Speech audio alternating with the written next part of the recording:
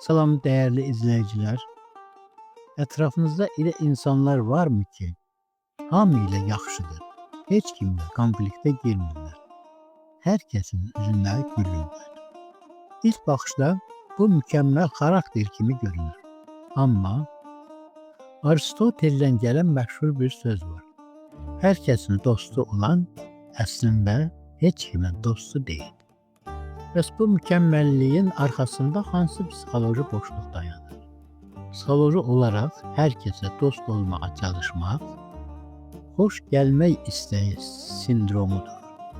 Bu insanlar rədd edilməkdən o qədər qorxurlar ki, öz fikirlərini, dəyərlərini gizlədib, qarşısındakı insana uyğun rəng alırlar.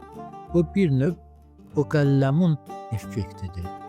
Amma unutmayın, hər kəsə hə deyən insan əslində öz şəxsiyyətinə yox deyir.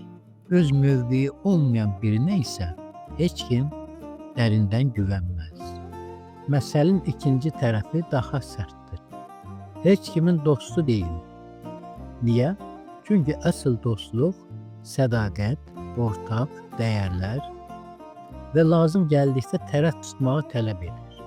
Siz həm zalımla, həm məzlumla, həm yalancı ilə, həm də dürüstlə eyni anda dost ola bilməzsiniz.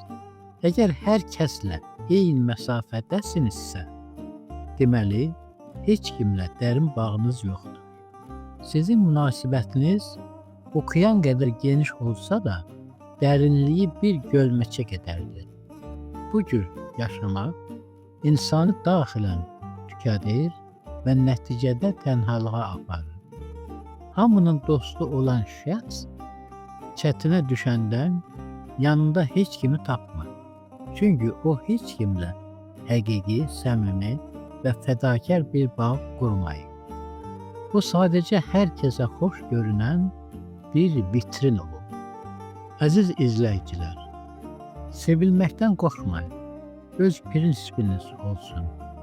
Qoy 100 nəfər səthi tanışınız olmaqdansa 2 nəfər həqiqi dostunuz olsun. Keyfiyyət kəmiyyətdən üstündür. Və siz yox deməyi bacarırsınız, yoxsa hamını razı salmağa çalışırsınız. Fikirlərinizi şərhlərdə gözləyirəm. Kanalımıza abunə olun. Özünüz olun. Hələlik.